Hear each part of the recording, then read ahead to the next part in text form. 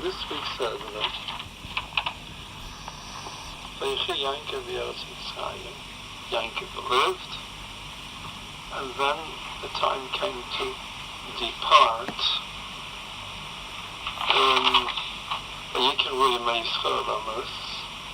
And the days of Yankov already came to the point where he had to go to a higher world. He called his son Yosef, and he told him, if I do find favor in your eyes, promise me and swear to me, do not bury me in a Mitzrayim. I want to be carried from Mitzrayim to my fathers, to the Ma'aras HaMachpelah where Avraham and Yitzchak are, and there I shall be buried. Vayema, and Yosef said,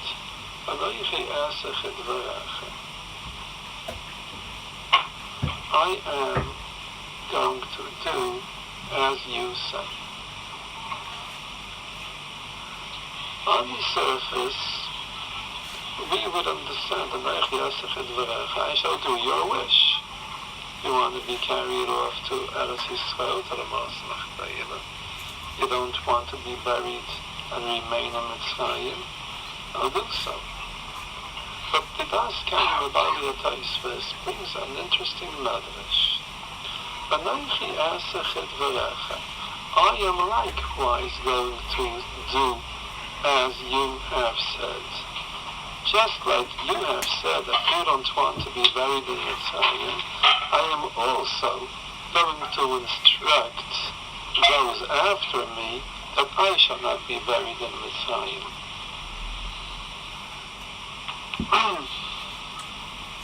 And we do have that at the end of the Seder. Vayash Yosef Esachav. Yosef made his brother's promise with an oath that when the time comes that you are going to be redeemed from Mitzrayim, bring up my bones from here. This makes us wonder. Yaakov Avinu is right now in his last moments. He knows that he's soon going to leave, and he has a last request. I don't want to be buried in Mitzrayim. And he's looking for an assurance that he is going to have his wish fulfilled. To such an extent that he wants a shvuah. He wants Yosef to swear to that, to make sure that he's going to have his wish fulfilled. So instead of Yosef answering, Father, don't worry, it's going to be done, nothing to worry about, you're going to have your way. Instead of that, Yosef doesn't even answer. He doesn't reply to his father's requests. He doesn't give him any assurance. But the way the Medrash has it, Yosef said, I am likewise going to have my own bones delivered to Eretz Yisrael from here. And he like assumes a personal moment, and it doesn't even answer his father's, and doesn't even assure him about his request. Then, at the end of the Seder, Yosef, Vayash Yosef Esachav. Yosef made his brother swear, Pakad Yivkat Elokim Eschem, when Hashem shall remember you, and he time of the redemption will come. Bring up my bones from here. And that's what Yosef instructed his brothers. Yosef had children. And as the pasuk alone tells us at the end of the Sedra, he had grandchildren and great-grandchildren. So why doesn't he tell that to his own children? Why does he tell that to his brothers?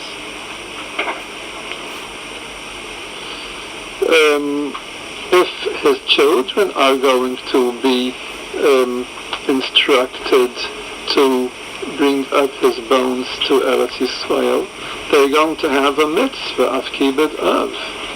If his brothers are instructed so, no mitzvah. Of course, it's good to do a do a favor and make somebody feel assured that his wish is going to be taken care of. But there's no mitzvah in his brothers to do his last wish. Why doesn't he command that, and why doesn't he instruct that to his own children? In Parshas Shalach, there is an additional item which isn't mentioned here. Pakad yivkat elikem eschem, v'alisem es atzmaisai mizeh itchem. You shall bring up my bones, Yosef tells his brothers, with you, together with you. So Rashi tells us, Af atzmai sharash vatem ha'elu.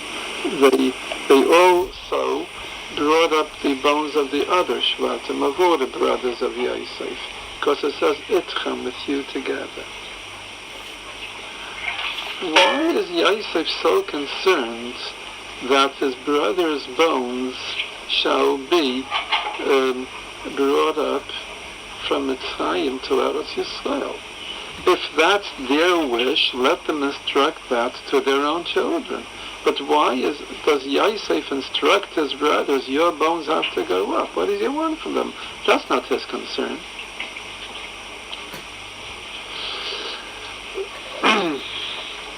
Then, when Yosef had this wish relate to his brothers and to whoever is supposed to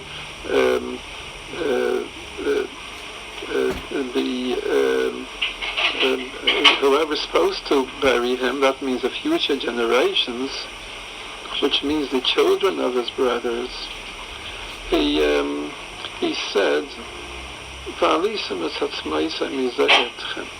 he referred to himself as my bones. Bring up my bones. Why must he specify the bones? He should have used the language that Yankov used. Yankov said, "Unasasani mi Mitzrayim, carry me up from Mitzrayim." So what does Yosef say? Carry my bones up. He should have said, carry me up. The Gemara tells us in Bava Metzia that for a reason that the Gemara in Bava Metzia tells us there. So the Gemara tells us that Rabbi Elazar, the son of Rabbi Shimon, was not buried for some 20-odd years after his death, and his body was in an attic, and it was waiting to be buried. All these 20-odd years, Rabbi Elazar, Rabbi Shimon's body remained intact. It did not rot, and it was as if he's alive. And Rabbi Elazar, Rabbi Shimon knew that before he died. He said, my flesh will rest with assuredness. I am not worried that I am going to decompose before I am going to be buried. And this is what happened. Now, we believe, and we know that if the Gemara tells us about Rabbi Elazar ben Rabbi Shimon, it's true. And we don't need any proof to that. However, to make things interesting and to talk about the greatness of tzaddikim, I will tell you some accounts of what happened in our times.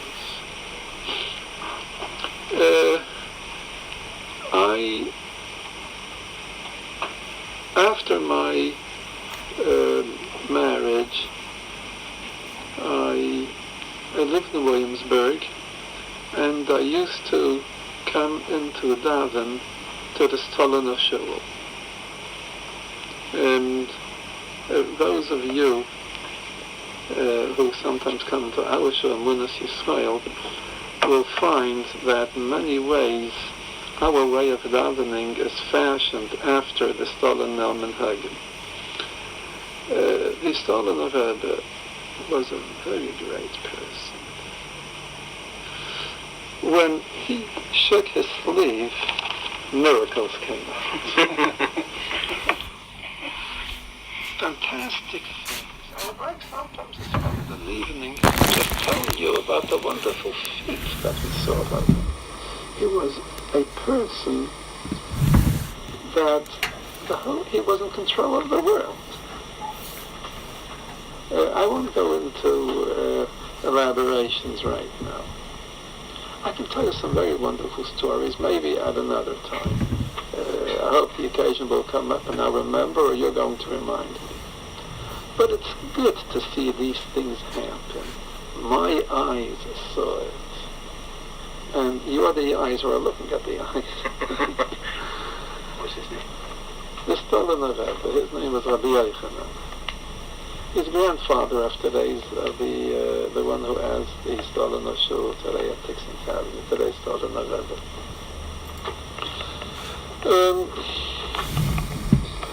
Anyway, when he was nifta, when he passed away, he died from diabetes. Now, it's a known fact that, excuse me for speaking about things that aren't so palatable, it's a known fact that when a person dies, if he, of course, and he's interred, of course he decomposes, and those who suffered from diabetes will decompose faster, because their blood has much more sugar. And so he died from diabetes. And he was buried in a cemetery here in the outskirts of New York. And there was an argument among the Hasidim if it was the Rebbe's wish that he should be brought to Eretz Yisrael or not. And it was a prolonged argument, and there were dentaires about it. And at last it was gepaskent, the Bezdin, the court of rabbis have decreed that it was apparently the Rebbe's wish to be buried in Eretz Yisrael, and he should be carried, unearthed and be carried over to Eretz Yisrael. What they usually do in such a case, again, please excuse me, what they usually do in such a case is they take 4 goyim who drink a quart of whiskey first, so that they should have the ability to proceed with what's supposed to be done. And they unearth the casket. And usually there is a stench which you can feel up a block away. And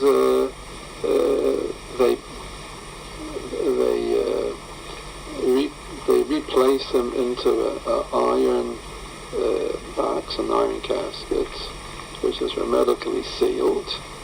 And that goes into the plane and is carried off to Eretz Yisrael.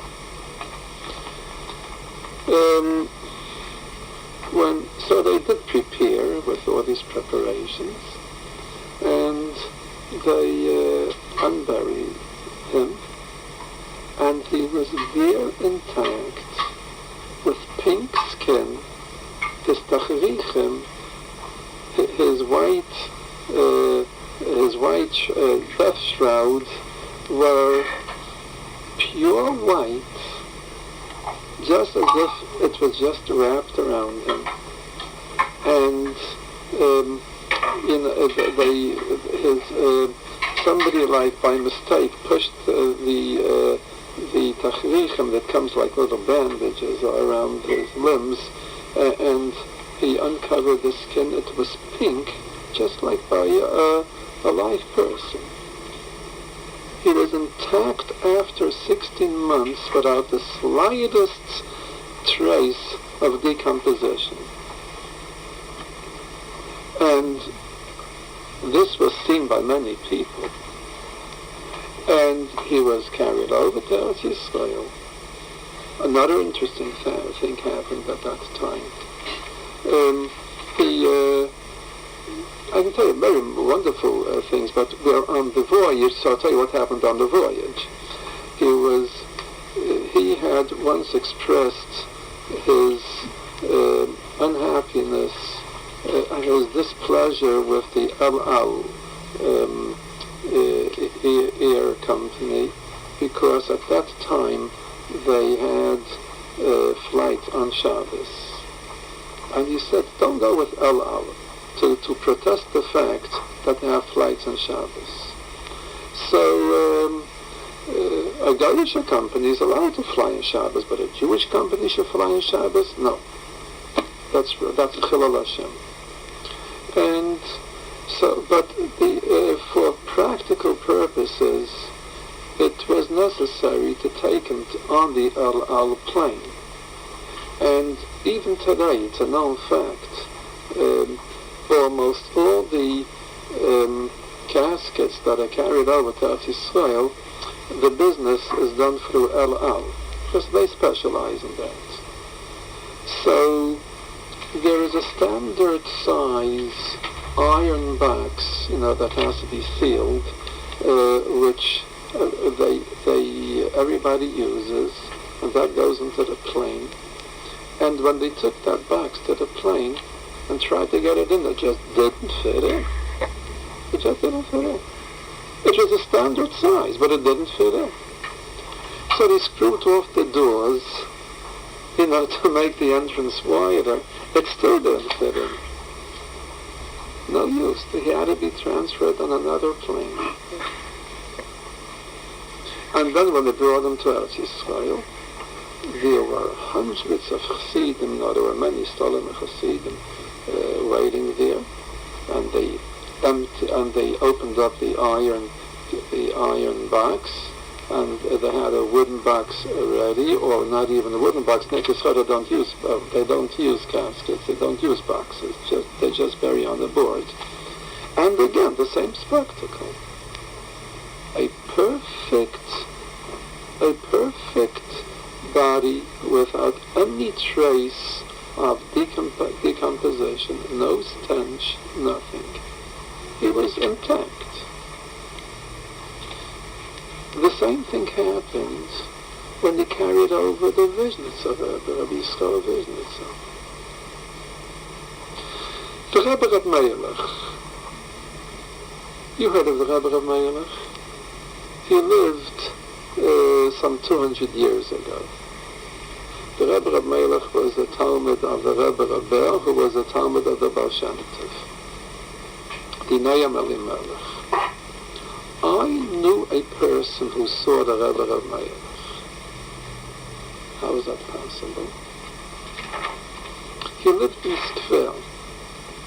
The Skver Rebbe, Zechana Levracha, the last Skver Rebbe, the father of the present one, was a very great tzaddik. And he had several people whom he considered to be tzaddikim and talmidei chachamim, that he invited them to come to live in Skver and learn the whole day in Besmedrash and daven and do nothing, and he's going to support them and their families. So this Yid that I'm talking about was one of those people who were called Yeshvim, that the Rebbe supported them, so that the Rebbe found them fit to be a yeshiv, to learn the whole day on the Rebbe's expense, to support him. He was a refugee from Russia, and he came from the city of Luzensk. When the Nazis came into Luzensk, and of course those sadistic Nazis always wanted to cause heartbreak and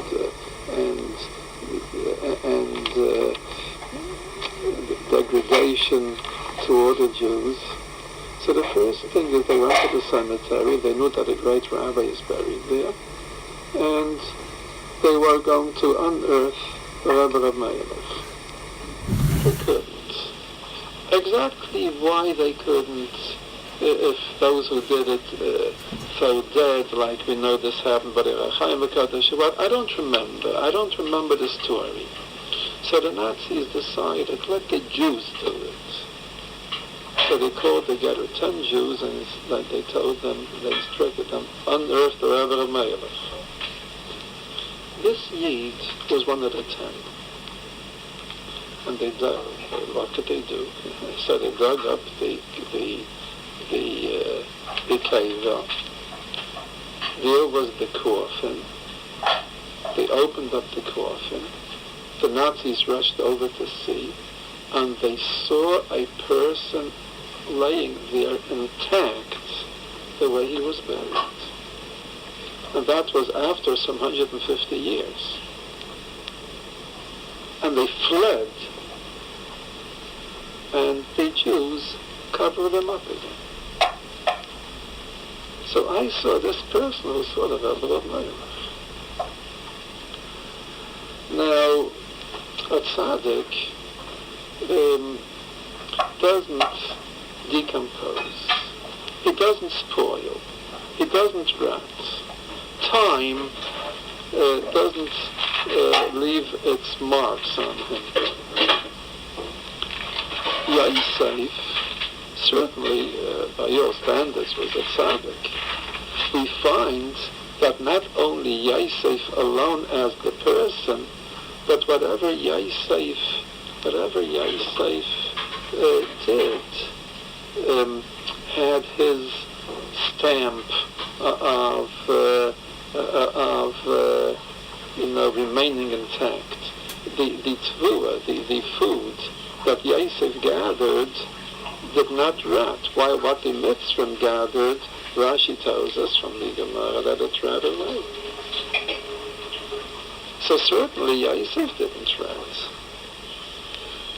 I have right now in my house a letter from, I mentioned before the Stolen Rebbe, Viyachi. I have a letter from his father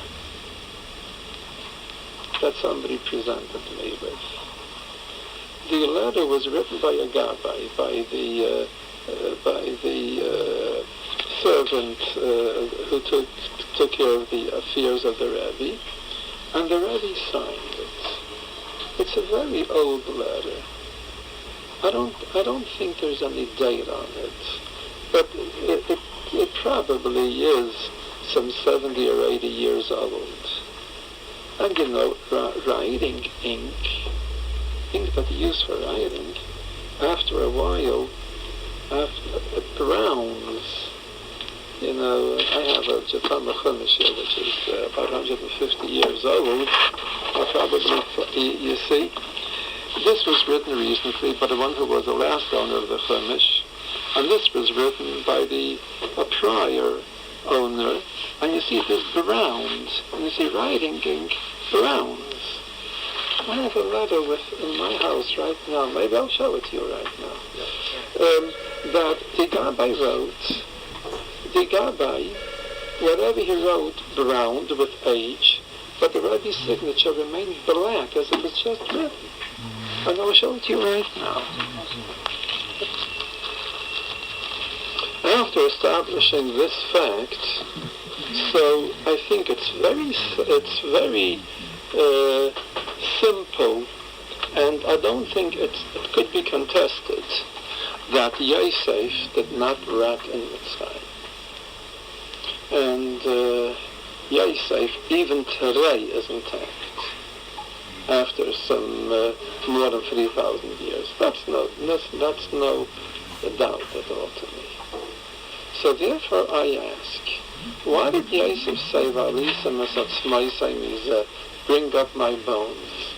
If Rabbi Elazar Rabbi Shimon, the Tana, who lived such a long time after Yosef, and who certainly was a dwarf,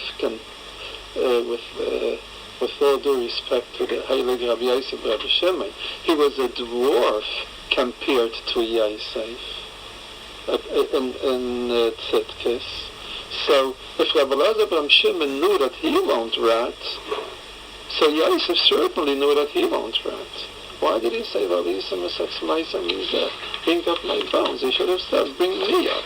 Just like Yankov said in the Sasani, and carry me up.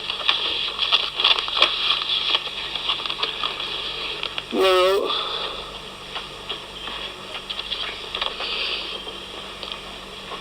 I asked a number of questions here, and all these questions can be answered with one answer.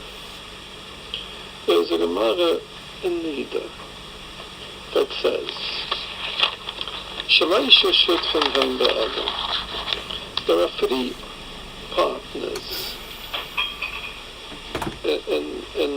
in the makeup of a man. HaKadosh Baruch Hu Abu V'imai. Hashem, his father and his mother. Hashem gives the neshama. The father gives the atzamas v'gidim, the bones and the veins, and the mother gives the flesh and the blood. At this point, I would want to caution you that you should never take such statements from Chazal, especially those that involve medical facts or scientific facts. Don't take them at face value. There is always something deep hidden in them. The Sfarim tell us that, and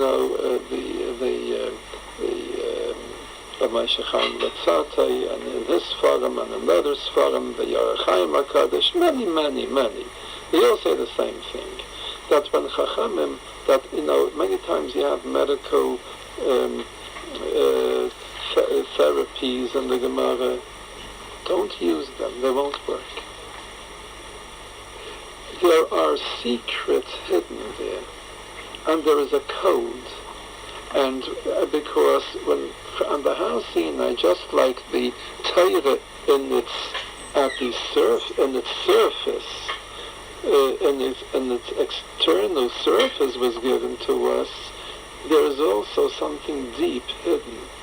And the Chachamim transmitted those secrets through certain codes, and they clothed them in certain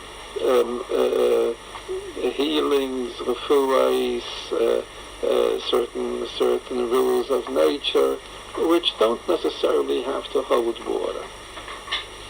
Now, there is a deep side in this. The father, being the Zachar, the male, I think we once discussed this, he is Midas HaChesed. Chesed is white. Anything which is white comes from the side of the Zachar. So the bones, the veins which are white, in other words, the nature of Chesed, which is vested in the bones, and because it is white and it has the quality of Chesed in it, therefore it endures, and therefore the bones endure, and they don't decompose as the flesh does. So, because chesed is longer, and if you notice on your tefillin, the right chutzua, the right strap will be longer than the left one. Blood and flesh, which is red, is midas hadin. That's the nekeva. That comes, those qualities and those characteristics come from the mother. The neshama comes from the HaKadosh Baruch Hu.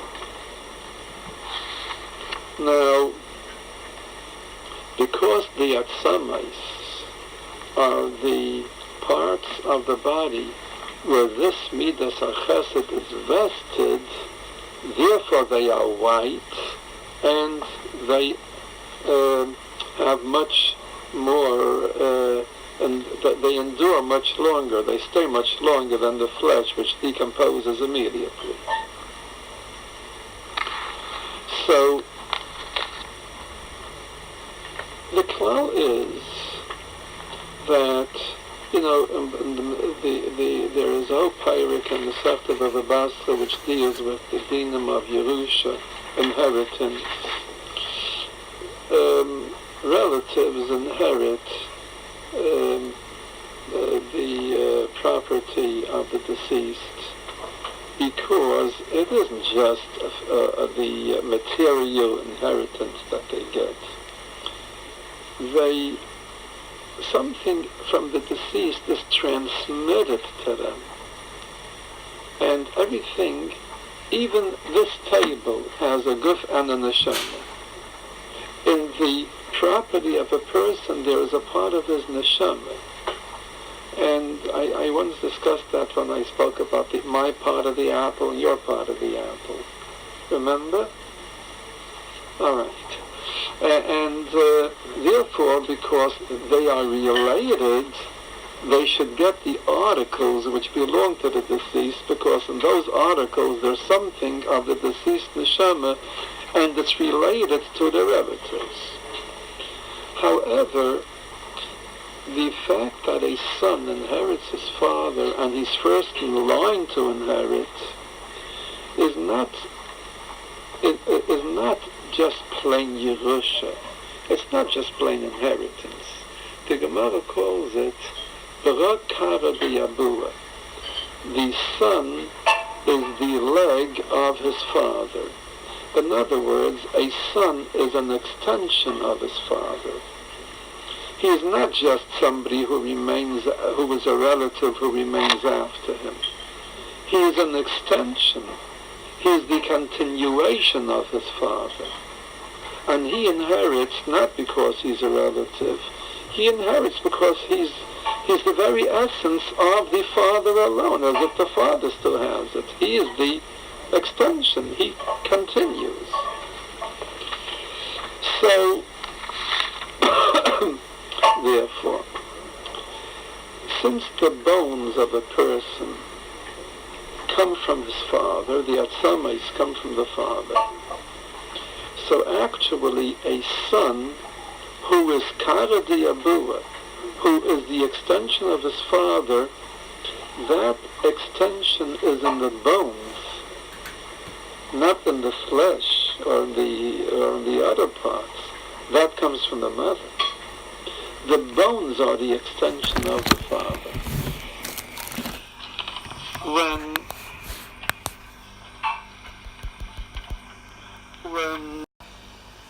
Yaakov expressed his desire that he doesn't want to be buried in Mitzrayim, in the impure lands of Mitzrayim. He wants to be buried in the holy land, in Eretz Yisrael, the Maras HaMachpelah. He didn't want that his remains, if we should call it, the word remains I don't like, but we'll use it for practical purposes. He didn't want that his remains should remain in Adamat Meya, in an unclean earth, in Mitzrayim. He wanted it to be in a holy place, especially in the Maras HaMachpelah. But if Yankov is carried off to Eretz Yisrael, that's only part of it. His remains still remain in Mitzrayim, because his children remain in Mitzrayim, and they're going to be buried in Mitzrayim. So therefore Yosef, in reply to his father's request that Yankov does not want to remain in Mitzrayim, Yosef said, "Father, I will obey, I will fulfill your wish to a degree which you didn't even ask for yourself, even more than you asked for. Not only am I going to carry you off to Eretz Yisrael, but for your honor, I am going to see to it that I am also going to be carried off, because I am your extension, and I don't want you to remain in Mitzrayim in the form of my being your extension." Am I clear? So therefore, so that we shouldn't have any error and think that Yosef meant himself, that he selfishly said, "I am going to be carried off to Mitzrayim," so Yosef explicitly said, "Valisem esatzmoisai, bring up my bones, the part of my father."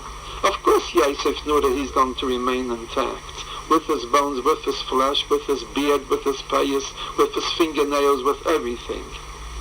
But what he was makpid on, what he wanted to emphasize was that the extension of his father is not going to remain in Mitzrayim. So therefore he said, "Va'alisem esatzmoisai." Now, being that the reason why Yosef said, "Anochi asech et vayechi," I am going to do likewise, I am going to have myself carried off to Eretz Yisrael also. The reason why he said that was in honor of his father, not because of his own selfish motives. So therefore, Yosef commanded that when Yosef shall be carried out to Eretz Yisrael, he commanded that to his brothers, not to his sons. Because the mitzvah of kibbut of giving kavod to Yankov Avinu is more on his brothers than on Yosef's own children. Because this the Gemara tells us befeirish, and Rashi says it in Parshas Vayishlach, that the mitzvah of kibbut is more on the son than on the grandson. So therefore Yosef commanded his brothers, who are the children of Yankov, to carry Yosef's bones to Eretz Yisrael, because that's kibbut, that's a kavod of Yankov. It doesn't mean himself. But what's the use of Yosef being carried off to Mitzrayim if the other brothers of the other Shvatim are going to remain in Mitzrayim? So therefore Yosef commanded them in Parshas Beshalach, "Valisem esatzmoisai miza'itchem," I hereby command you that you brothers, you should also be carried off to Eretz Yisrael, so that all the 12 children of Yankov, whose bones are the extension of Yankov, shall all be carried off to Eretz Yisrael and not remain on the Adama Tmeya, on the impure earth of Mitzrayim. So really, why isn't that vayechi? That's a discussion in itself. Maybe when we come to the Shalach we'll talk about it.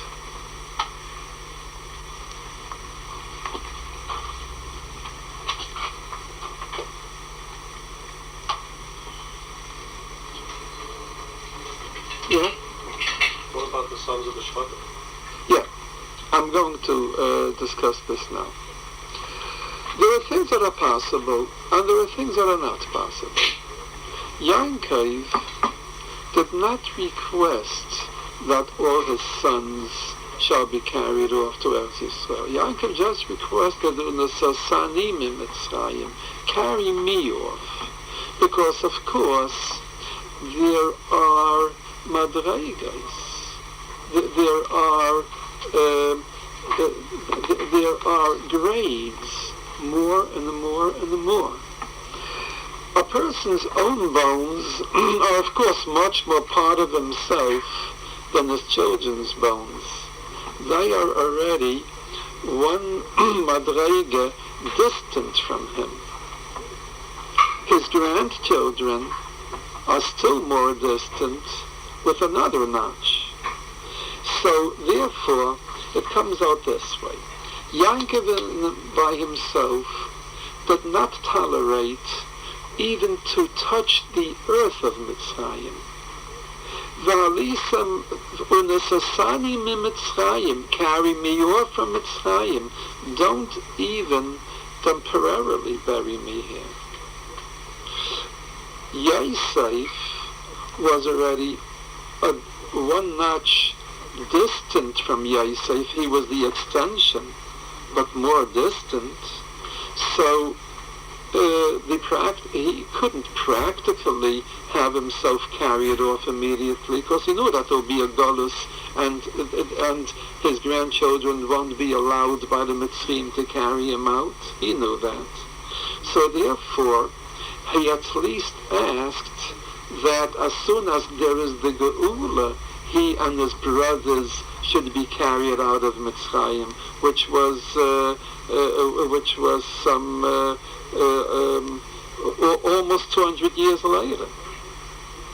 As far as all the other Jews who are buried in Mitzrayim, and by the same token, all the Jews who are buried in all the countries in the world, who are still to this very day an extension of Yankov Avinu, we all are going to be transported to Eretz Yisrael, like Rashi explains it in this week's Sedra, through Gilgul Mechilas.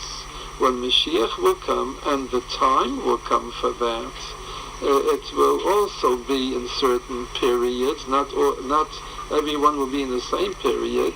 There will be tunnels burrowed in the ground, and every Jewish body or set of bones, whatever it is, will travel to Eretz Yisrael, and there we're going to become alive again.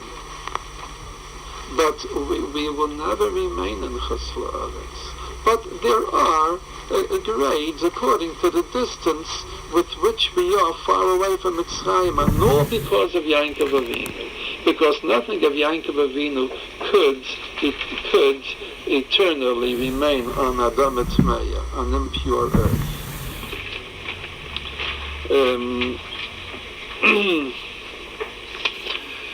So there really is in us, and in every Jewish person who is a descendant of Yankov Avinu, distant as we are from him, there is still a little residue of Yankov Avinu in us.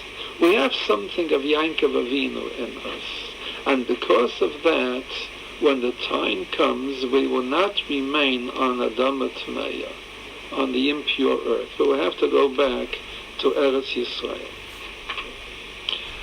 This in itself is nechama.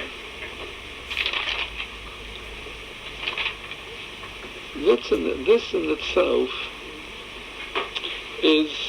should make us, should be balsam to our hearts. It should give us a thrill that there is something of Yankov Avinu in us, something of Avraham, Yitzchak, and Yankov in us. We are an extension of them. And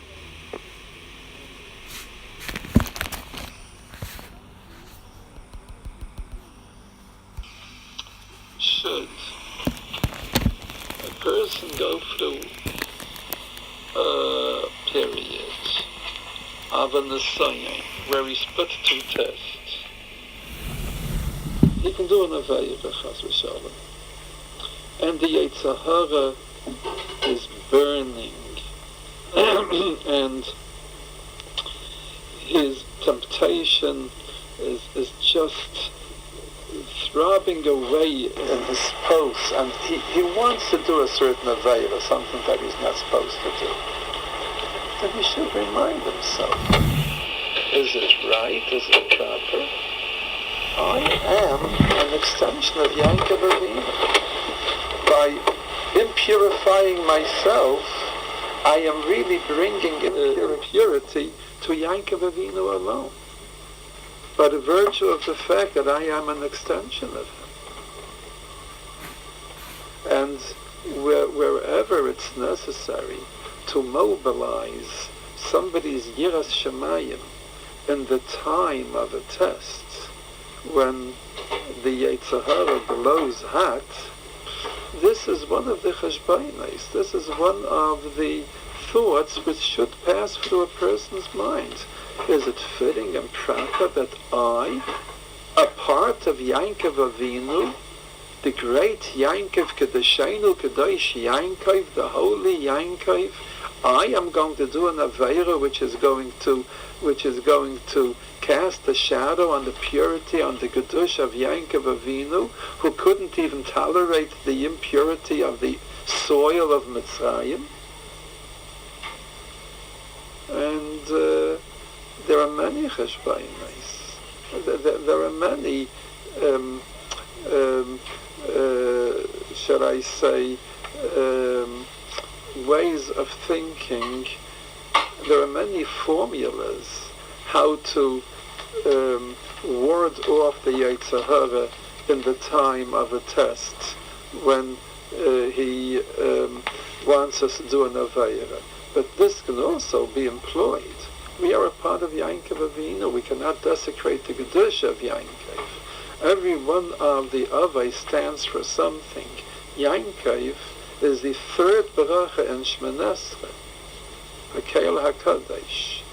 And the Rabbeinu Shalom is referred to as Kedeshenu Kedosh Yankov, the Holy One of Yankov. Yankov is Mali Kedusha. Kedusha was the virtue in which Yankov Avinu was more outstanding than anybody else. In this parsha, we have the Ptira of Yankov. Yankov passes away, and Yosef passes away.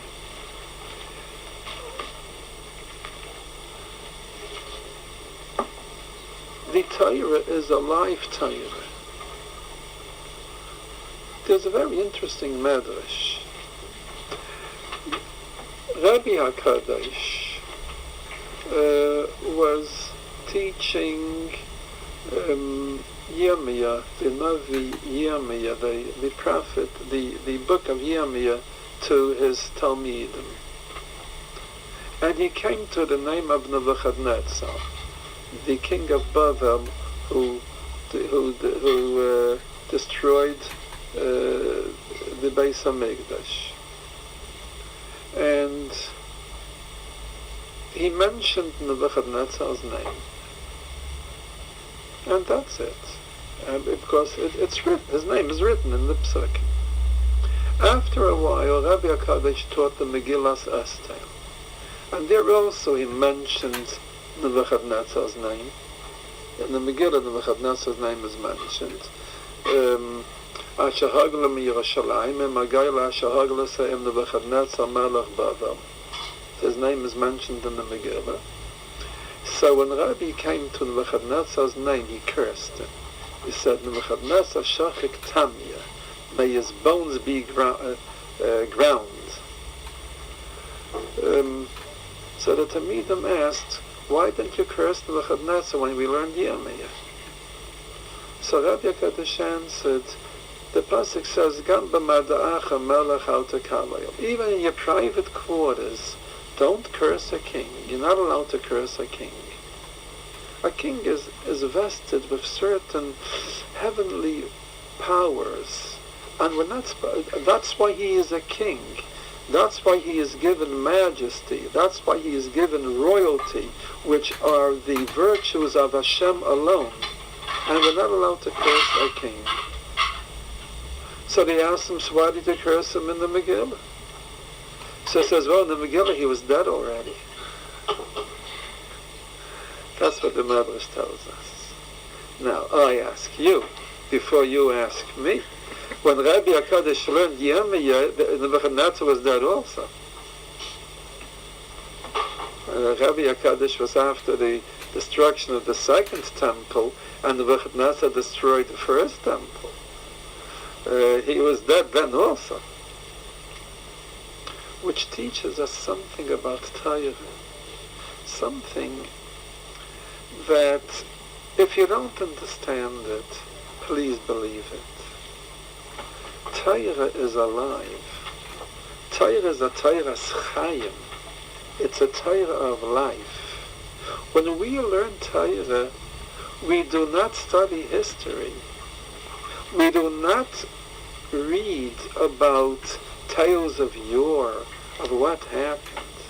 When we learn Torah, we are again reliving the live Torah at the moment that the occurrences happened. And when Rabbi HaKadosh teaches us Talmidim Yemiyah, so being that then Nebuchadnezzar was alive, so when we learn Yemiyah, Nebuchadnezzar is alive, and we're not allowed to curse Yemiyah. And we're not allowed to curse Nebuchadnezzar.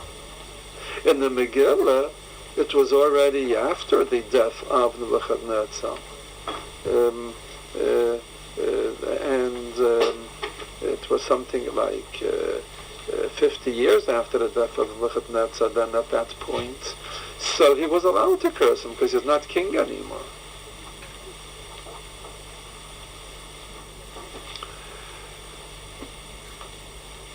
Eliyahu Hanavi, before he went up to heaven on his fiery chariot and horses, was requested, there was a request by Elisha, his Talmud, I want to have double your spirit on myself. And Elias told them, if you are going to be fortunate to see me being taken from you, you're going to have it. And that's what happened. The Chassam Sofer in his drashes laments the fact that he wasn't Zoicha, he didn't have the good fortune to be at his Rebbe's bedside, at Rabbi Nosson Adler's bedside, when Rabbi Nosson Adler was nifter. Because the Chassam Sofer writes, if I would have been there, I would have gotten Pishnayim, I would have gotten double of his spirit. If a person is by a tzaddik's passing away, he could receive a double portion, a double power of what the Rebbe was, providing he has the ability and he has the necessary kalim for that. He has the utensils for that. Of course, if a simple, ordinary person would be by the bedside of a tzaddik, and the tzaddik is niftar then, so he won't become twice that of the tzaddik, because he's not conditioned for that. But the Chassam Sofer was conditioned for that, and Elisha was conditioned for that. So the simple person isn't conditioned for that, but he's going to get as much as he can take, as much as his keli, as much as his utensil can contain. That he will get. It does say in the Shulchan Aruch that when a person is about to pass away, you shouldn't leave his bedside, you should remain there. And this is one of the reasons. And as I said before, the Torah is a living Torah. And when we learn something in the Torah, we're not reading history, we're re-experiencing the same thing. We rise over the realms and the limitations of time and space, and we come to that point when the thing in the Torah that we're learning about happened. We're there. And in case we come, let's say, to Nebuchadnezzar, we can't curse him. this week, Rabbi Say, we're going to be at the bedside of two tzaddikim upon their passing away, Yankov Avinu and Yosef HaTzadik. We're going to read about it in the Seder. And the entire fabric of the Seder is woven, the entire fabric of the Shabbos is woven with the threads of the Seder. That's what the Shabbos is. The Shulchan Aruch says that. The source of that is the Zohar. The Magen Avraham brings it from the Zohar. But you're supposed to read the Seder of each Shabbos in its Shabbos, because every Seder pertains and is related dafka to this Shabbos. And the Shabbos consists of the Isis of the Seder. So therefore, this Shabbos, and especially while we're going to learn about the Ptira of Yankov and the Ptira of Yosef, we're going to be at their bedside.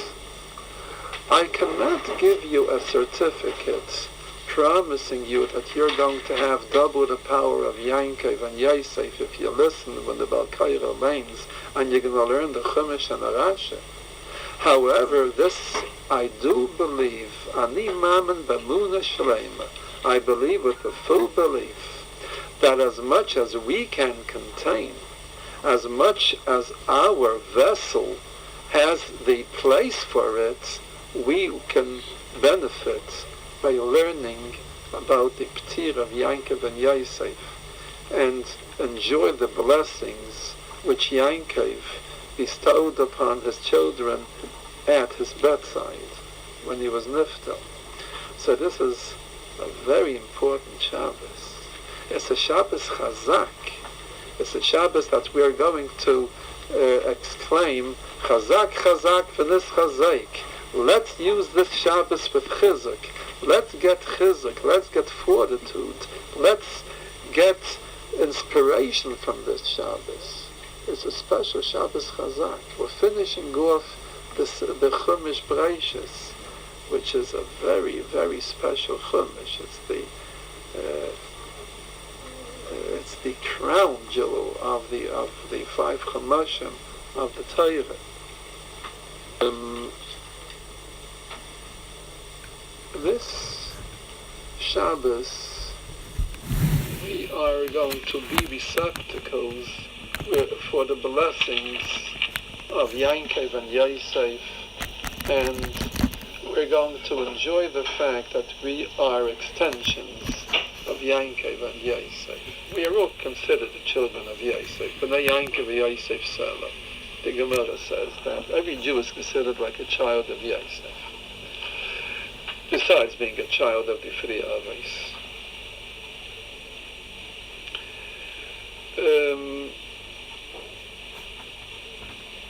And then, after such a holy Shabbos of Kedusheinu Kedosh Yankov, we are immediately emptied out into a Matzah Shabbos which glows with lights of darkness, as we explained it last week. We call it Nittel. Just give you a little insight into this, because I feel it's important for you to have a little understanding. Everything that you have in Kedusha is balanced also off in Tumah. And it is because the night of the Tkufa is the shortest night of the year. That's called the Tkufa. Actually, it comes out 2 nights before, but it's still within the 3 nights of, the shortest night, I believe, is the 23rd of December. Am I right? Actually, 21st. 21st? I think it's the 21st. 21st. All right, yeah. But anyway, we know that Isai HaIsh was born on December the 25th, and it was really the night of the Tkufa. It was in the shortest night of the year. That night, the Gemara says in Avodah Zarah, has even prior to him been a day of worship for the Avodah Zarah. And the Gemara tells us a very interesting thing, that Adam Arishain, after he ate from the Eitz Hadas, saw that every day the day gets shorter and shorter, and he thought that because of his sin, a point will come when there will be no day remaining. And then when it came to the night of the Tkufa, and the next morning he saw that the sun rose a few moments earlier, and the day was a few moments longer, he made that day a day of celebration and thanksgivings to Hashem. He made that a day of thanksgiving to Hashem, and the later Goyim transformed that into a day of worship for the Avodah Zarah. And this has universally been a day of worship for the Avodah Zarah, no matter to what type of Avodah Zarah or what type of worship the Goyim adhered to. So,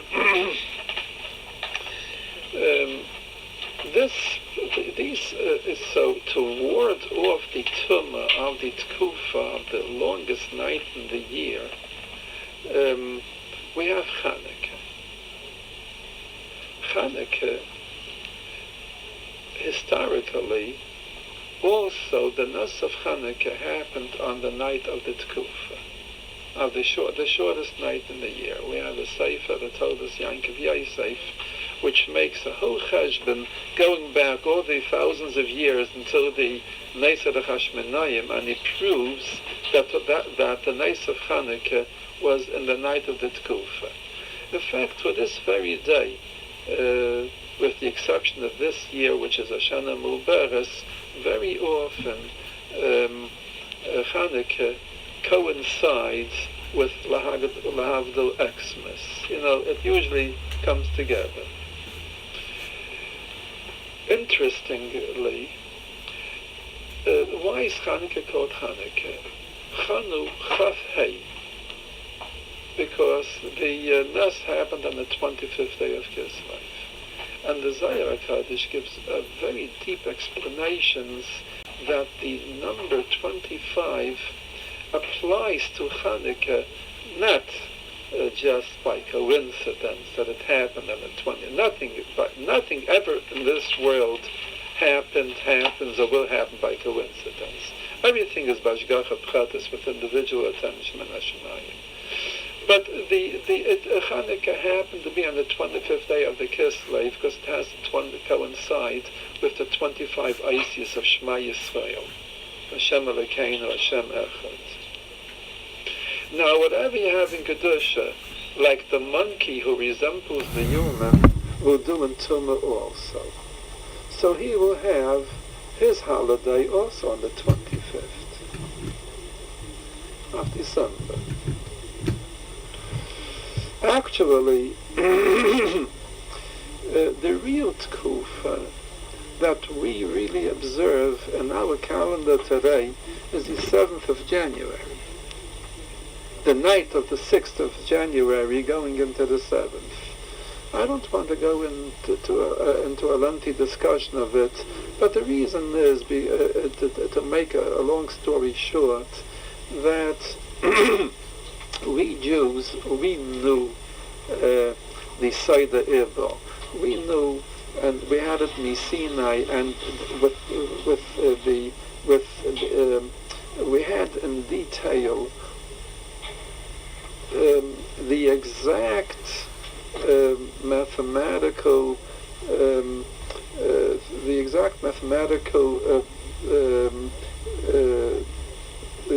formulas and the exact mathematical mamish exact and precise when it's the longest day of the year, when it's the shortest, and so on and so forth. And the shortest night is supposed to be the Tkufa.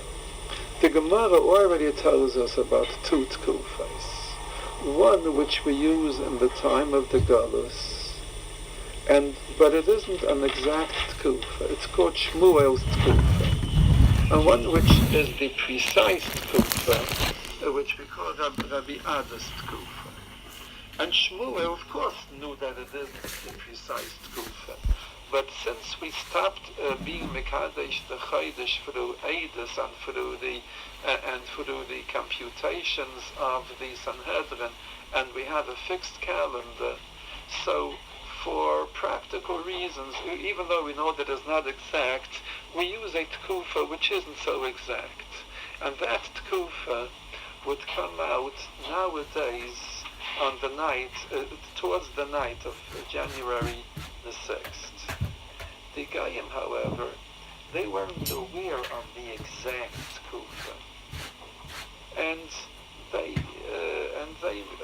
celebrated the birth of their Avodah Zarah on the 25th of December, using the universally used tkufa, which was Shmuel's tkufa.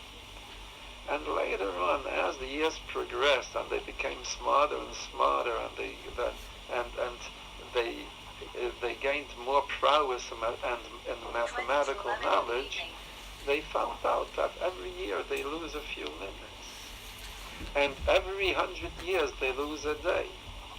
So there was a certain pope a few hundred years ago that got together the whole Knesset, that got together the meeting of the cardinals and whatever, and the Chachamim, and they decided to change the calendar. So now they made it much more exact than it was, and it comes out on the 25th of December, according to the new calendar. In other countries, like the Greek Orthodox Church, they didn't accept that. So to them, the 25th of December comes out when to us as the 7th of January. So that's what it really amounts to. That's why you're going to know that there are two tkufas. So interestingly, being that Hashem Elokeinu, Hashem Echad, has 20, Ashma Yisrael, Hashem Elokeinu, Hashem Echad has 25 Isis, and because of that, Chanukah is the night that we bring in the light into the darkest part of the year, into the tkufa, to ward off and to oppose the darkness which the Avodah Zarah brings. So they also, like copycats, like the monkey which resembles the human, will have their holiday on the 25th. We know, I mentioned that I think a few weeks ago, that the 8th day of Hanukkah is like an extension of Rosh Hashanah. It's another Rosh Hashanah. And in fact, like I think I mentioned that the Bnei Sasa says that Matisyo is B'gematria Rosh Hashanah. And we consider that a Rosh Hashanah, and we wish each other Gmach Sina Toiva and that day by Hasidim anyway. So that was on the 8th day of Hanukkah. So they decided that on the 8th day, after their tkufa, they should also have a new year, which is like Rosh Hashanah. And they call it supposedly it was supposed to be the circumcision, whatever it was. The word, the name, we call that holiday that they have, we call it Nittel. And it's usually understood that Nittel means the day that he was hung up from Lashon Tliya, or Nittel, he was taken away. I don't know how true this is historically, because he was really born on that day, and to be really correct about it, Nittel really is a Latin word which means birth. In English we use the word natal referring to birth. That was the day of his birth. So this is the Nittel. And very interestingly, Nittel, Nuntes, Lamed is B'gematria Chanukah, because it's the Zalu Mesazeh. It's it's the opposing force. Chanukah is the opposing force against that, which is our 25th against their 25th. So it's a day that many Yidden do not learn on that night, on the night of the Tkufa, because the night is so impure that we don't want to learn on that night. At this point, I will go a little deeper into this. And there is a little sefer that we have, which is a part of a much larger sefer, which we don't have in the complete, which was written by Avraham Avinu, the Sefer Yetzirah. And in that sefer, Avraham Avinu explains that when HaKadosh Baruch Hu created the world, he made everything in 3 duplications, in time, in space, and in nefesh, in soul. Whatever you have in time, you have in space. Like, for instance, I'll give you a marshal, like the holiest day of the year in time is Yom Kippur. The holiest place of the year is the Kodesh HaKadoshim and the Beis HaMikdash. The holiest nefesh in the year, the holiest nefesh is the Kohen Gadol. So on that day, the Kohen Gadol, which is the Kodesh HaKadoshim of nefesh, in the day of Kodesh HaKadoshim of Zman, goes into the Kodesh HaKadoshim in Makim, in Mikdash. See, these are, everything is duplicated in one of these 3 stages. Now, there are certain places in Makim, in Makim, certain places in space where we're not allowed to learn Torah. Like in the vayechi. We're not allowed to learn Torah. So it follows that there has to be a certain day which is a vayechi, that we're not allowed to learn Torah. And I will refer you to a Gemara in Gittin, that the Gemara in Gittin says over there that Uncle Sageya brought down the neshama of Isaiah, and they asked him, "What is your din? How are you being judged in Gehenna?" So he said that he is being judged with the droppings, with human droppings, half human droppings, because he is in the place of the vayechi. He is the nefesh of vayechi. See, so it all fits. He is nidin b'tzaya v'sachas, with half tzaya, because he is the nefesh of vayechi. And the day that he is born, so the night is the zman of vayechi, and therefore we give it the dinim of vayechi. So we can't learn there. So,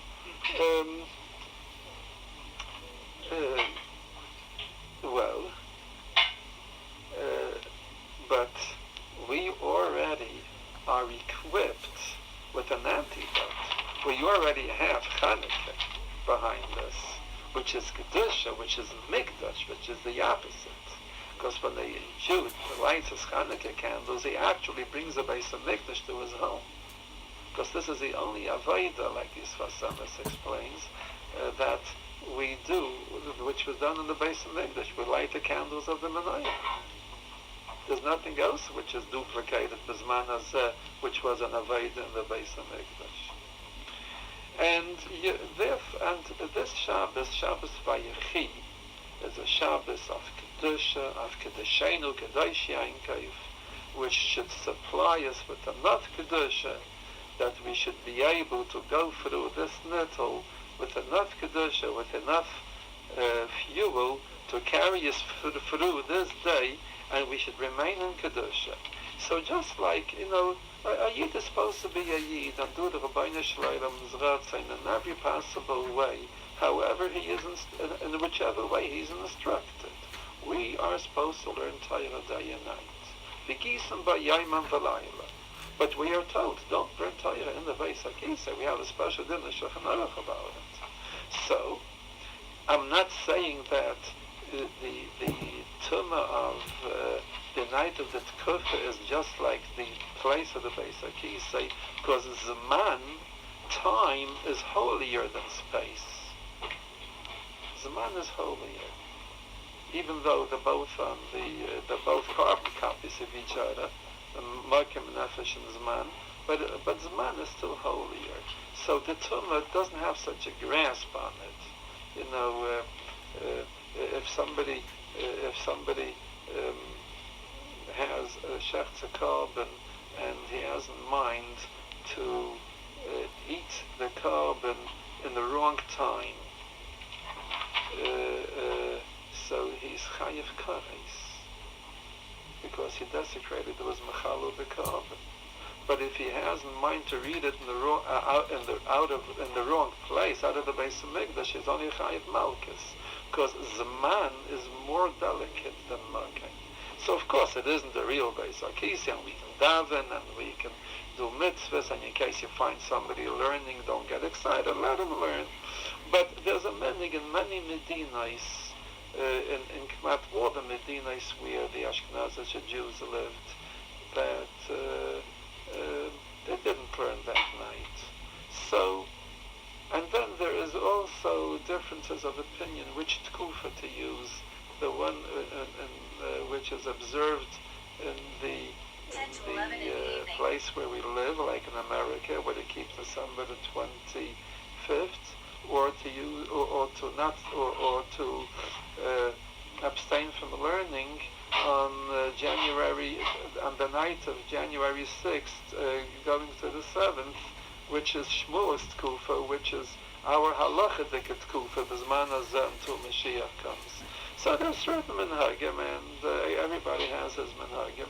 I just wanted to give some insight into this, so that you should know, have an idea of what it's all about. A good Shabbos.